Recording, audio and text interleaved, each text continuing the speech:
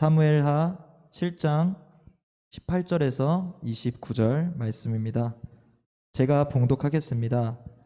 다윗 왕이 여호와 앞에 들어가 앉아서 이르되 주 여호와여, 나는 누구이오며 내 집은 무엇이기에 나를 여기까지 이르게 하셨나이까?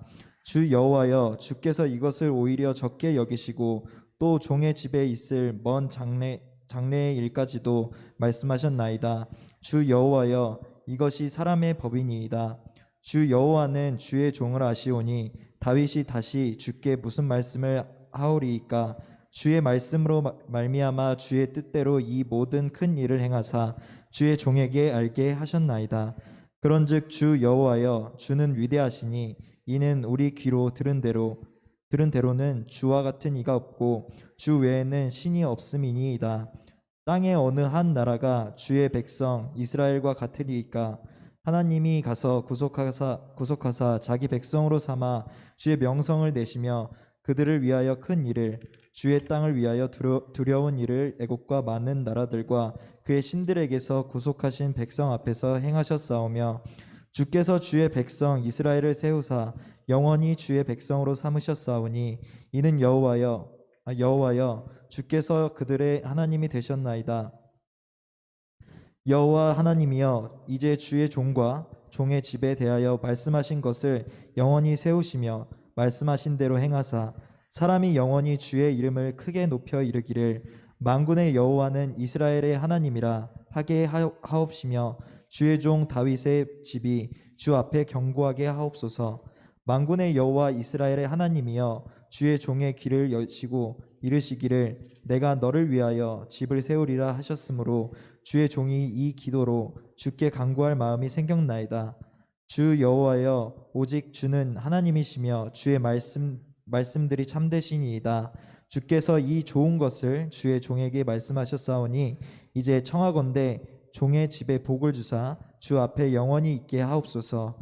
주 여호와께서 말씀하셨사오니 주의 종의 집이 영원히 복을 받게 하옵소서 하니라. 아멘. 우리가 섬기는 하나님은 무엇이 부족하신 신이 아니시기 때문에 사람의 손으로 섬김을 받으시는 분이 아니고 친히 우리에게 생명을 주시고 호흡을 허락하시며 만물을 주시는 하나님인 것을 잊지 말아야만 하겠습니다. 거룩하신 하나님이시죠. 주와 같은 신이 없는 유일한 여호와라 이름하신 거룩하신 하나님이십니다. 다윗의 일생을 통해서 그분의 말씀에 영원한 거룩함과 함께 그에게 약속한 복이 얼마나 거룩한 복들인가 하는 것을 오늘 본문을 통해서 하나님이 알리고 계십니다. 그리스도인들은 이제 다윗의 나라에 참여한 자들이고 다윗에게 약속하신 확실한 은혜에 참여한 백성들입니다. 그래서 오늘 본문에 주어지는 약속들과 복들은 우리와 깊은 관계를 맺고 있는 약속과 복들입니다. 다윗에게 약속하신 복들은 지금 우리들에게 알리고 있는 약속의 복들입니다. 다윗의 다윗됨은 하나님이 함께 하심에 있었고 다윗의 강성함과 그 이대함은 하나님이 허락한 강성함과 이대함이었습니다. 그래서 하나님이 다윗과 함께 하셔서 주의 모든 원수를 무찌르게 하시고 이제 다윗 왕이 왕궁에 평안히 살게 된 시간을 허락받게 된 것입니다. 그때 다윗이 생각해 봅니다. 자기는 백향궁에 살고 있는데 여전히 하나님의 궤는 휘장 가운데 있는 모습을 보고 너무나 마음이 아프고 선지자 나단에게 이렇게 이야기합니다. 그 자신의 마음을, 아픈 마음을 토해놓자. 다윗은 이렇게 나단 선지자의 이야기를 듣게 됩니다. 여호와께서 왕과 함께 계시기 때문에 마음에 있는 것을 다 행하소서라고 하고 있고, 그때 하나님이 이 다윗과 나단의 대화를 다 듣고 계셨습니다. 그래서 그 밤에 여호와의 말씀이 이제 나단 선지자에게 임해서 너는 다윗에게 가서 이와 같이 이야기를 해라 라고 이야기합니다. 네가 나를 위하여 집을 짓겠다고? 아니다. 나 여호와가 너를 위하여 집을 지어주겠다 라고 하시면서 내가 애굽에서 그 백성을 인도하여 내던 날부터 오늘까지 집에 살지 않았고 장막과 성막 안에서 다녔다.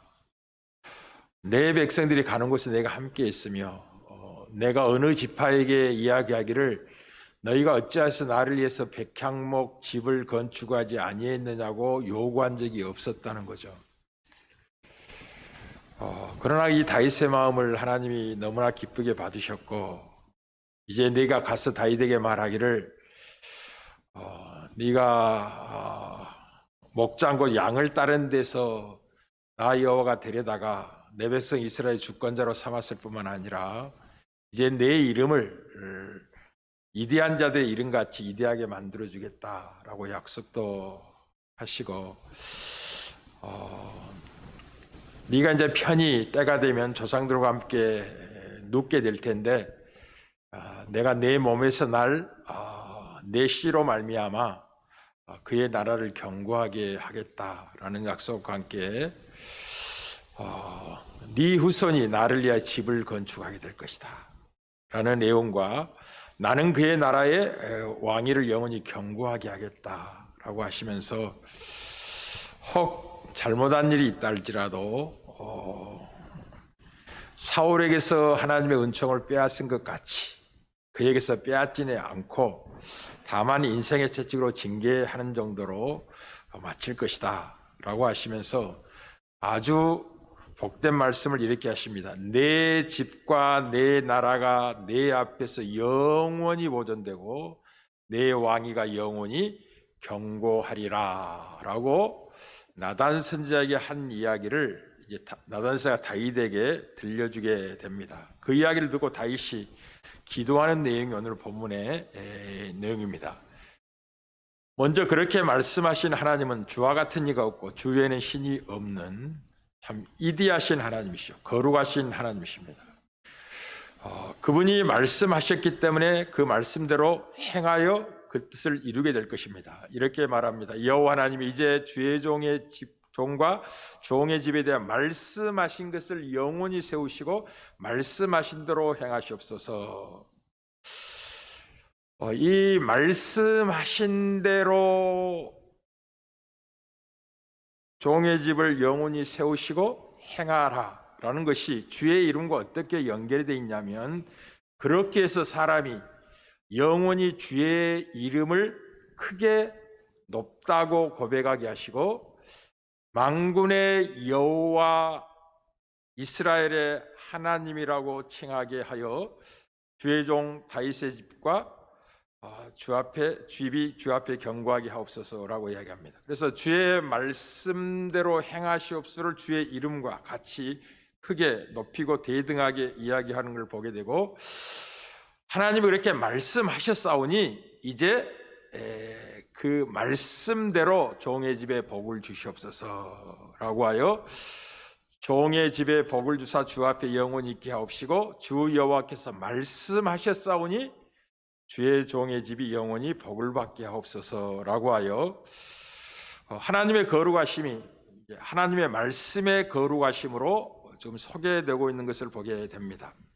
오늘은 이 하나님의 말씀의 영광스러움이 모든 것과 구별되는 거룩한 말씀인지를 확인해 보고 그 거룩한 말씀의 약속이 어떻게 영원한 복과 연결되고 있는지를 확인하면서 은혜를 누리고자 합니다. 거룩하신 하나님이 말씀하셨고 그 말씀을 반드시 성취하실 것입니다. 그의 신실하심으로 그의 능력으로 만군의 여호와라고 이름하신 그 이름의 속성대로 그 말씀을 성취할 겁니다. 그 말씀이 이루어지지 못하도록 방해하고 도전하는 어떤 세력이 있다 할지라도 만군의 여호와라고 소개된 이름대로 모든 대적을 파하고 그 말씀을 성취해낼 것입니다. 그렇기 때문에 그가 하신 말씀은 거룩한 말씀이 될 겁니다. 사람의 말과 같지 않고 독특하고 구별된 반드시 성취되는 말씀으로 복이 임하게 될 것입니다. 그런 뜻입니다. 그래서 오늘은 이 하나님의 거룩하심은 그분의 이름의 거룩함으로 표현될 뿐만 아니라 실제적인 거룩함은 그분의 말씀의 거룩함으로 나타난다는 걸 기억하셔야 됩니다. 하나님의 거룩한 속성이 그의 이름으로 거룩함으로 표현될 뿐만 아니라 실제적으로는 우리에게 어떻게 나타나냐면 그의 말씀의 거룩함으로 나타납니다. 그의 거룩함이 말씀으로 통해서 증언되면 그 말씀이 어떻게 모든 것과 구별되게 반드시 성취될 수밖에 없는 말씀인지를 드러내심으로 그의 말씀이 얼마나 거룩한 말씀인지를 우리에게 알리게 됩니다. 우리 시편 138편 1절 2절에서 이런 고백을 듣게 되면 내가 전심으로 주께 감사하며 신들 앞에 주께 찬송하리이다. 내가 주의 성전을 향하여 예비하며 주의 인자하심과 성실함으로 말미암아 주의 이름에 감사하오리니 이는 주께서 주의 말씀을 주의 모든 이름보다 높게 하셨습니다. 번역을 희한하게 해놔서 어떻게 이 말씀을 읽으면 이는 주께서 주의 이름을 주의 말씀을 주의 모든 이름보다 높게 하셨습니다 했기 때문에 주의 이름보다 주의 말씀을 높여놨다라고 번역을 해놨는데 좀 번역이 마땅치가 않습니다. 이런 표현입니다. 주께서 주의 말씀을 주의 이름만큼 주의 이름처럼 높이셨습니다. 이런 뜻입니다. 다시 번역한다면 주의 이름과 주의 말씀을 모든 것보다 높이셨습니다. 이런 뜻입니다. 그래서 주의 이름과 주의 말씀을 동등할 수밖에 없는 거죠. 왜냐하면 주의 말씀은 거룩하신 하나님의 말씀이시고 주의 이름의 영광스러운 만큼 주의 말씀 반드시 성취되어 그 영광을 나타내기 때문에 동등한 내용으로 우리에게 말씀하고 있는 것입니다. 그래서 이 실제적인 하나님의 거룩함이 이 그분의 말씀의 거룩함을 나타내는데 어떤 방식으로 나타나냐면 이 거룩하신 하나님의 말씀이 반드시 성취됨으로 그의 말씀의 거룩함을 드러내게 됩니다. 이사야서 55장 11절입니다. 내 입에서 나가는 말도 이와 같이 헛되이 내게로 되돌아오지 아니하고 나의 기뻐하는 뜻을 이루며 내가 보낸 일에 형통함이니라. 하나님이 하신 말씀은 뜻을 이루기까지 반드시 성취된다는 거죠. 민수기 22장 19절에도 하나님은 사람이 아니시니 거짓말을 하지 않으시고 인생이 아니시니 후회가 없으시다. 어찌 말씀하신 바를 행하지 않으시며 하신 말씀을 실행하지 않을 수가 있겠는가라고 하여 말씀하신 바는 반드시 행하신 하나님이시고 하신 말씀은 반드시 성취가 되는 것입니다. 인생이 하는 말과 다릅니다. 거룩한 말씀입니다 라고 고백을 하고 있는 걸 보게 됩니다. 이 말씀의 성취에서 거룩한 말씀으로 확인될 뿐만 아니라 그 거룩하신 하나님의 말씀은 말씀의 영원함에 있어서도 그 거룩함을 나타냅니다. 이사야서 40장 6절 8절이죠. 말하는 자의 소리에 이르되 외치라. 대답하되 내가 무엇이라 외치리까니 이르되 모든 육체는 풀이요 그의 모든 아름다움 들의 꽃과 같으니 푸른 마르고 꽃이 시드면 여호와의 기운이 그 위에 불미라. 이 백성은 실로 풀이로다. 푸른 마르고 꽃은 시드나 우리 하나님의 말씀은 영원히 서리라여 말씀의 영원 속에서 그 말씀의 거룩함이 나타나는 것입니다. 모든 말과 구별되고 전적으로 차원이 다른 영원성을 가지고 있기 때문에 그의 말씀은 영원한 말씀이고 거룩한 말씀이 되는 것입니다. 그러나 오늘 여러분과 함께 확인하고 싶은 이 거룩하신 하나님의 거룩한 말씀에 관하여 우리가 살피면서 그 말씀의 선함이 그 말씀의 거룩함을 나타내게 됩니다. 말씀의 선함이라는 게 무슨 말이냐? 다윗은 이제 이새의 아들로서 아버지의 몇 마리 양을 치던 목동 아니었습니까? 그런데 하나님이 그를 불러 기름 부으시고 이스라엘의 주권자로 삼으신 거죠.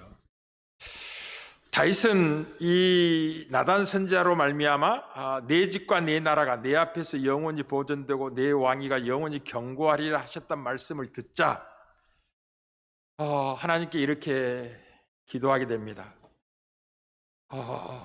주 여호와여 나는 누구이오며 내 집이 무엇이기에 나를 여기까지 이르게 하셨나이까. 여기까지 이른 것은 뭐 인생이 생각할 때는 최고의 지존자리까지 오른 거 아닙니까? 한 나라의 주권자가 됐죠. 왕이 되었잖아요. 모든 전쟁에 승리하고 평화를 만들고 백향명국에서 평안이 거하면서 하나님의 이 교회가 이 시장에 이 천막 텐트에 있다는 사실은 너무 마음이 아픈 자리까지 자기가 존귀한 자리에 이르게 됐지 않았습니까? 그런데 하나님이 나단선을 통하여 주신 복의 내용은 그 정도가 아니었다는 거죠. 주 여호와의 주께서 이것을 오히려 적게 여기시고 한 나라의 통치자 주권자가 되는 영광을 얻게 하는 것도 놀라운데 오히려 이것을 적게 여기시고 또 종의 집에 있을 먼 장래의 일까지도 말씀하셨사오니 도대체 이것이 사람의 법입니까? 여호와라는 신이 사람과 만나서 이렇게 약속할 수 있는 평범한 말입니까? 너무나 거룩하고 너무나 신비하고 너무나 이디한 말씀 아닙니까? 라고 하나님께 말씀을 하면서 주의 말씀으로만 주의 뜻을 행하시고 공의 집에 복을 주옵소서 하는 내용이 이제 쭉 전개가 됩니다. 이 생에서의 복뿐만 아니라 영혼 차원까지 복을 말씀하실 수 있는 분이 거룩하신 하나님이십니다. 그건 어느 누구도 할 수 없는 겁니다. 누가 복을 약속하는데 영원한 복을 약속할 수 있겠습니까? 영원하신 하나님만이, 영원하신 말씀만이 그렇게 증언할 수 있는 겁니다. 이 영원한 복을 생각할 때마다 이 말씀의 이 선함을 우리가 알게 되고 하나님의 말씀은 거룩한 말씀인 것을 우리가 확인하게 됩니다. 하나님이 다윗에게 약속한 복된 말씀은 이 땅에서의 복된 말씀으로 끝나지 않습니다. 먼 미래의 복까지 말씀하고 계시고 영원한 복을 약속하고 계십니다. 거룩하신 하나님만이 약속할 수 있는 복된 말씀이죠. 그러나 이 모든 복들은 장차 오실 다윗의 후손 예수 그리스도로 말미암아 허락되고 성취될 복들입니다. 그래서 여러분이 성경에서 영원히라는 말을 읽게 되면 누구를 생각하게 된다? 예수 그리스도를 바라보시고 하나님이 하고 계시는 말씀이다 라고 생각하면 거의 틀림없습니다. 영원한 복, 영원한 나라, 영원한 땅 뭐 이런 것들 다 이야기하면 하나님이 그리스도를 생각하시고 염두에 두시고 약속하고 계시구나 라고 생각을 하셔야 됩니다. 사랑하는 성도 여러분, 다윗은 거룩한 말씀을 신뢰하고 거룩한 말씀을 붙들고 복을 구합니다. 이렇게 구하는 거죠. 주의 말씀들이 참되십니다. 주께서 이 좋은 것을 선한 말씀을 주의 종에게 말씀하셨사오니 이제 제가 기도할 자신이 생겼습니다. 종의 집에 복을 주사 주 앞에 영원히 있게 하옵시고 주 여호와께서 말씀하셨사오니 주의 종의 집이 영원히 복을 받게 하옵소서. 말씀대로 이루어지길 원합니다. 이것은 신약에 와서 예수 그리스도의 그 육신의 어머니 마리아가 예수를 잉태하고 이 천사의 그 잉태 고지를 듣고 했던 표현이죠. 주의 말씀대로 되어지기를 원합니다. 왜냐하면 주의 말씀은 선한 말씀이시고 복을 담고 하시는 말씀이기 때문에 그렇습니다. 우리를 혼내시겠다고 때로는 심판의 말씀이 주어진다 할지라도 그게 복이 된다는 걸 기억하셔야 됩니다. 우리를 버리지 않고 돌이켜서 복된 데 세우겠다는 하나님의 사랑의 표현이 그렇게 표현되는 거지, 그렇지 않다면 버려두는 거죠. 말씀하실 필요가 없는, 가만히 놔두면 저주받고 영원히 파멸하게 되는 것입니다. 그렇게 하지 않겠다, 복된 자리로 의도하고 있기 때문에 혼내는 말씀도 때로 부모가 그렇게 하는 거잖아요. 법을 주고 혼을 낼 때는 겁주고 혼내는 데 목적이 있지 않잖아요. 내 자신을 바르게 세워서 복된 자리에 세우고야 말겠다는 하나님의 부모의 의지가 그렇게 표현되는 거죠. 이 사실을 잊지 말아야 돼요. 항상 하나님 무슨 말씀을 하시든지 우리의 유익과 복을 위해서 생명과 생명의 풍성에 하신 말씀이다 라고 받으시면 복이 됩니다. 참 다윗은 하나님의 거룩한 말씀의 영광을 잘 알고 있었습니다. 지금부터 이제 진짜 여러분들에게 증언하고 싶은 내용이 알려지게 될 겁니다. 다윗은 이제 하나님의 거룩한 말씀의 영광을 잘 알고 있었던 인물입니다. 그리고 그 말씀에 순종하기를 기뻐했던 인물입니다. 그러나 다윗 왕과 달리 초대 왕이었던 사울 왕은 다윗과 달랐습니다. 이 두 사람의 운명이 갈라지는 분기점이 어디냐면 거룩하신 하나님의 말씀에 순종 여부가 운명을 바꾸게 됩니다. 거룩하신 하나님은 자신의 말씀에 순종하는 것을 그 무엇보다도 소중하고 좋게 여기십니다.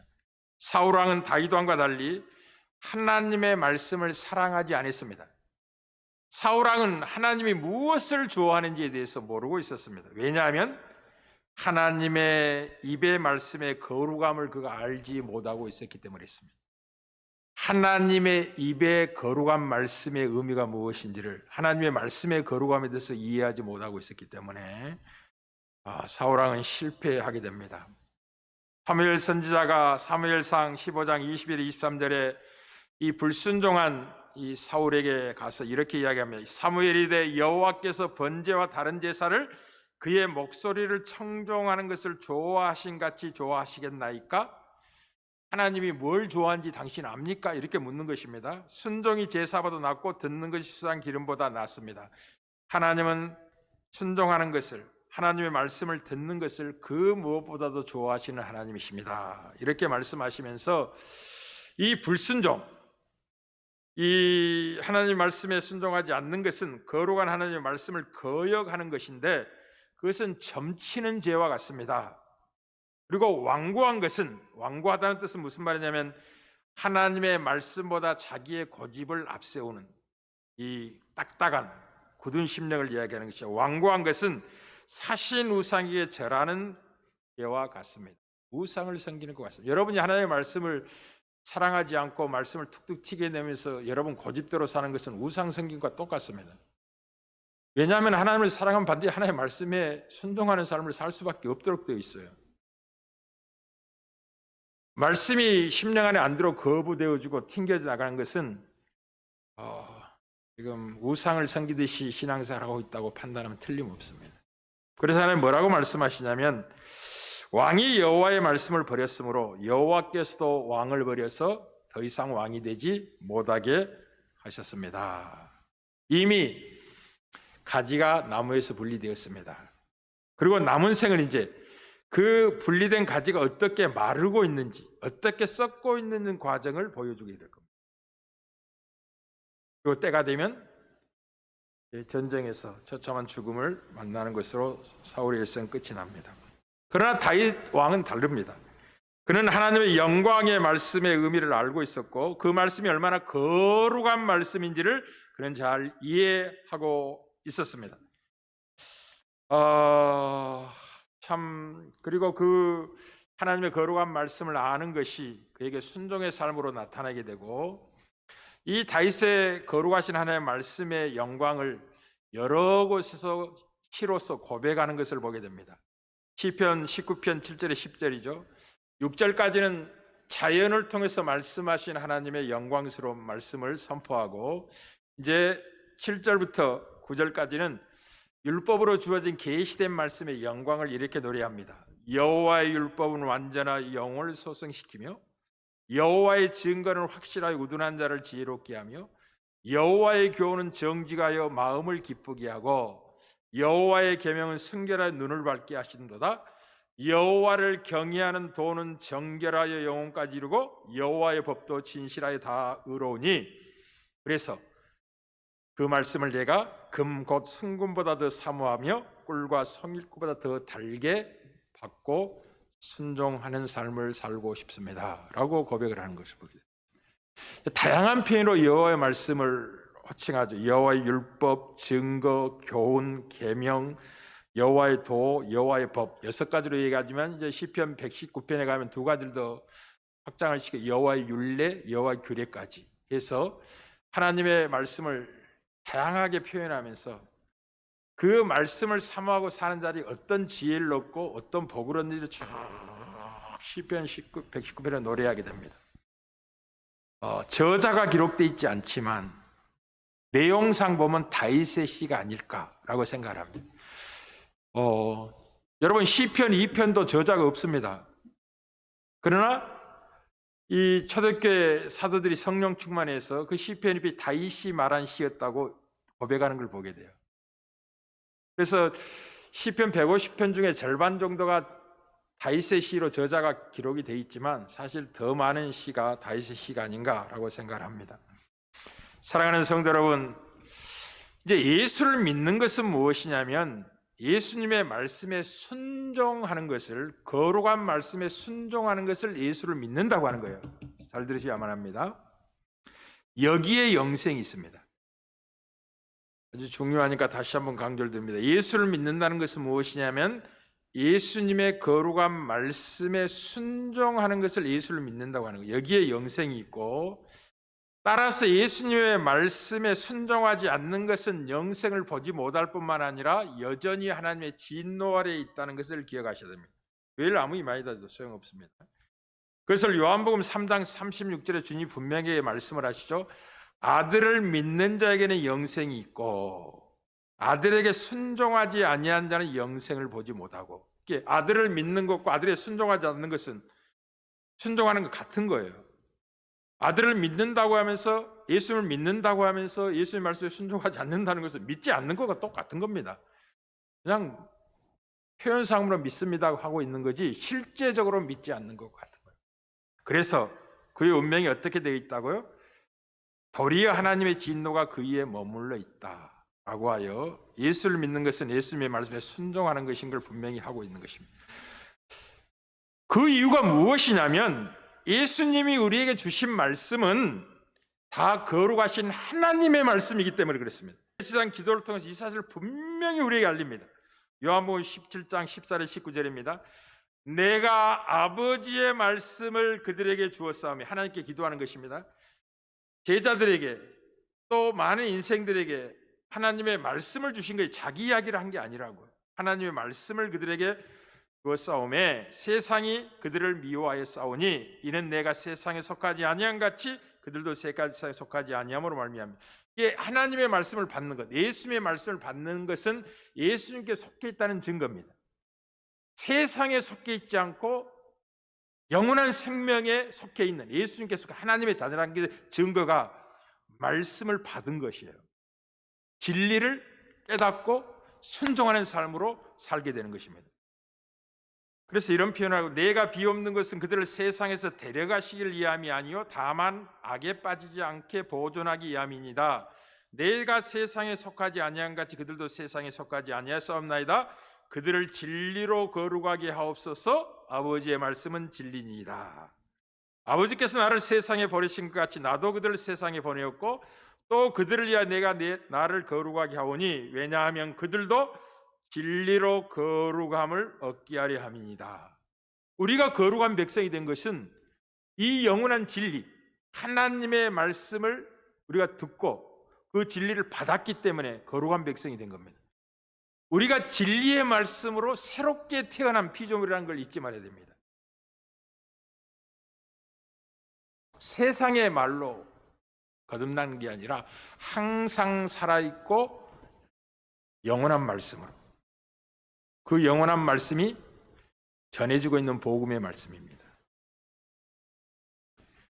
우리가 거듭난 것은 썩어질 씨로 말미암아 된 것이 아니고 항상 살아있는 하나님의 말씀으로 된 것이라는 걸 기억할 필요가 있겠습니다.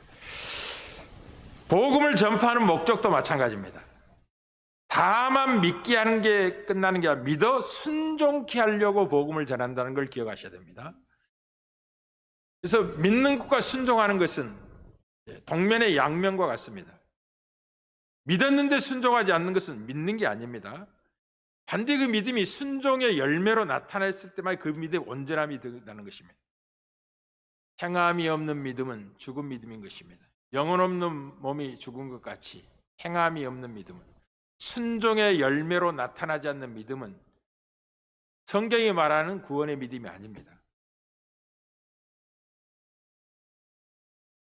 그래서 이제 사도 바울이 자기가 받은 사명을 로마 교인들 알릴 때 두 차례나 이 사실을 강조합니다.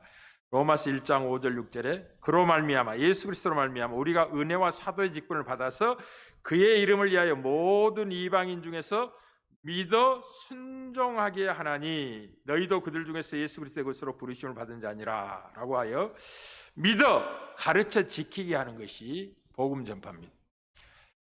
복음을 전하여 그 복음의 내용인 예수 그리스도의 말씀을 가르치고 지키게 하는 것, 순종하게 하는 것이 보냄을 받은 목적입니다. 그래서 주님이 이렇게 말씀하는 거죠. 너희는 모든 족속에 가서 제자 삼아라. 그리고 아버지, 아들과 성령의 세례를 주고 내가 너희에게 분부한 모든 것을 가르쳐 지키게 하라. 가르쳐 지키게 해야 되는 것입니다. 믿어 순종케 하려고 직분을 주신 거죠. 그 사역을 위해서. 로마서 16장 25절에 27절도 동일하게 너무나 중요하기 때문에 한 서신한 한 성경 두 번 강조할 때는 그것이 굉장히 중요하다는 뜻입니다. 로마서 16장 성경 한번 찾아보십시오. 25절에서 27절입니다. 하나님이 자기를 사도로 세워서 사명을 맡기신 목적을 설명할 때 그렇게 설명한 거죠. 로마서 16장 25절에 27절 말씀까지 다 같이 나의 복음과 예수 그리스도를 전파함은 영원 전부터 감추어졌다가 이제는 나타나신 바 되었으며 영원하신 하나님의 명을 따라 선지자들의 글로 말미암아 모든 민족이 믿어 순종하게 하시려고 알게 하신 바 그 신비의 계시를 따라 된 것이니 이 복음으로 너희를 능히 견고하게 하실 지혜로우신 하나님께 예수 그리스도로 말미암아 영광이 세세 무궁하도록 있을지어다. 아멘. 모든 민족이 믿어 순종하게 하시려고 자기에게 복음을 계시하셨고 영원부터 감추어졌던 그 복음의 내용을 전하게 하셨다 하는 것입니다. 그러니 사랑하는 성도 여러분, 거룩한 말씀에 순종하여 사는 삶이 거룩한 백성의 삶입니다. 다시 말씀드리겠습니다. 거룩한 말씀에 순종하며 사는 삶이 거룩한 백성의 삶입니다. 이런 믿어 순종하는 자들에게 다윗에게 허락한 확실한 은혜가 주어질 것이라고 이사야서 55장 1절에 3절에서 예언하고 있는 거죠. 이렇게 말하고 있습니다. 오라 너희 목마른 자들아 물로 나오라. 돈 없는 자도 오라. 너희는 와서 사 먹되 돈 없이 값없이 포도주와 젖을 사라. 너희가 어찌하여 양식이 아닌 것을 위하여 은을 달아주며 배부르지 못할 것을 위하여 수고하느냐. 내게 듣고 들을지어다. 그리하면 너희가 좋은 것을 먹을 것이며 너희 자신들이 기름진 것으로 즐거움을 얻으리라. 너희는 귀를 기울이고 내게 나와 들으라. 그리하면 너희의 영혼이 살리라. 내가 너희를 위하여 영원한 언약을 맺으리니 곧 다윗에게 허락한 확실한 은혜니라 라고 하여 하나님의 말씀을 듣고 순종하는 자에게 다윗에게 약속한 확실한 은혜의 초청으로 부름으로 구원을 설명하고 있는 것입니다. 그래서 그리스도인들은 다윗의 나라에 참여한 백성들이고 다윗에게 약속한 은혜에 참여한 백성들입니다.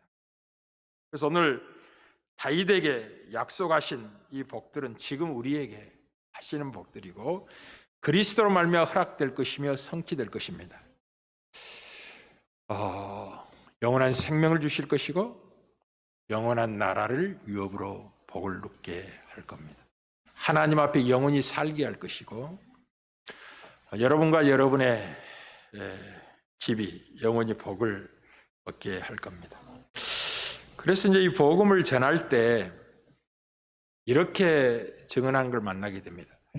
가로되 주 예수를 믿으라. 그리하면 너만 복을 받는 게 아니라 너와 네 집이 복을 받으리라고 자꾸만 집 이야기를 하게 될 겁니다.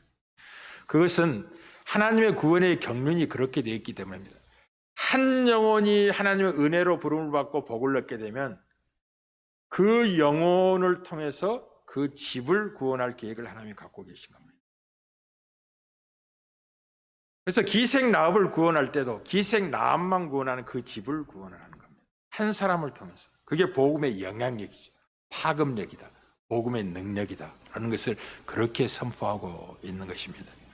그래서 한 집안의 구원의 통로를 자세히 들여다보면 이 흐르는 구원의 맥이 있어요. 어떤 사람이 첫 열매로 등장하느냐에 따라서 그 집안이 빨리 구원에 이르는 집안도 있고 세월이 좀 더디게 나타나는 영향도 있고 이렇게 합니다. 우리 이영룡 의사님의 집안의 구원의 통로는 누굽니까? 이 권사님이십니까? 복된 여인입니다. 너무나 복된 인생이죠. 그래서 이제 이영룡 권사님의 통해서 구원을 이룬 다른 가족들은 이 복음의 비밀을 깨달으면 이영룡 권사를 평생 업고 다녀야죠. 진짜 그래야죠. 업고 다닐 뿐만 아니라 집을 팔아서 다 주면서 야, 전 너무나 고맙고 감사하다 할 정도로 그렇게 감격에 젖어 있어야만이 복음을 조금 이해하고 있는 것입니다. 그만큼 소중합니다. 사랑하는 성도 여러분, 하나님의 말씀의 거룩함을 오늘 살펴보았습니다. 그리고 거룩함이 무엇을 약속의 복으로 주고 있는지를 우리가 확인했습니다. 하나님의 거룩한 말씀의 거룩함은 성취됨으로, 영원함으로, 그리고 복의 내용으로 분명히 확인시키고 계신 하나님이시라는 사실을, 그것을 그리스도 안에서 허락하고 성취한 영생과 영원한 나라를 유업으로 얻게 될 복을 내다보고 하신 말씀이라는 것을 확인하면서, 성경, 진리는, 하나님의 말씀은 세상 말과 틀려요. 거룩한 말씀입니다. 지키고도 되고 안 지켜도 되는 선택사항이 아니라 반드시 지켜 행해야 될 말씀입니다. 순종하여 복을 누리게 할 말씀입니다. 그래서 여러분에게 복을 얻게 하시려고 하나님의 모든 말씀은 권위적으로 선포되고 명령 형식으로 선포되고 선택사항이 아니라 반드시 받아야 될 말씀으로 마치 강요하듯이 선포되는 것입니다. 그리고 중요한 말씀 뒤에는 하나님이 여호와의 말씀이라고 딱 문을 닫아놓고 반드시 순종해야 된다, 지켜야 된다라고 한 번 더 강조를 하고, 어떤 때는 진실로라고 반복하게 강조하며 그렇게 선포하시도 하시고, 여러분의 삶의 거룩함은 하나님의 말씀에 순종함에 있다라는 걸 기억하셔서 거기에 여러분 모든 복이 걸려 있습니다. 여러분 미래가 걸려 있습니다. 그리고 하나님의 모든 말씀의 핵심은 서로 사랑하라고 살라는 것입니다. 서로 사랑하며 살아라. 내가 너희를 사랑한 것처럼 너희도 서로 사랑해라. 이것이 성경 66권 전체의 말씀입니다. 저도 이제 이 나이 정도 드니까 사도 요한을 이해하게 됐습니다. 사도 요한이 노년에 제자들이 하도 답답해가지고 제자들이 회의를 했다는 거 아닙니까? 왜 우리 선생은 항상 하는 말씀이 동일한가? 그 동일한 말씀이 서로 사랑하며 살라고 하는 말씀이에요. 그래서 대표자를 뽑아서 가서 선생에게 이제 여쭙다는 거죠. 선생님, 서로 살아가는 말씀 외에는 다른 가르침 없습니까? 다른 것도 좀 듣고 싶습니다. 그랬더니 그래, 알았다 하고 돌려보내고 다음에 또 강단에 서서 이제 기대를 잔뜩 하고 이번엔 다른 말씀 하시겠지 하고 귀를 기울이고 있었는데 예수님께서 말씀하시기를 내가 너희를 사랑한 것처럼 너희도 사랑하며 살라고 했단다 라는 말을 또 한 겁니다. 이 나이 되니까 충분히 이해됩니다. 서로 사랑하며 사십시오. 여러분의 영광과 복이며 거룩한 백성들의 아름다움입니다. 누리는 은혜가 있기를 주 이름으로 축복합니다.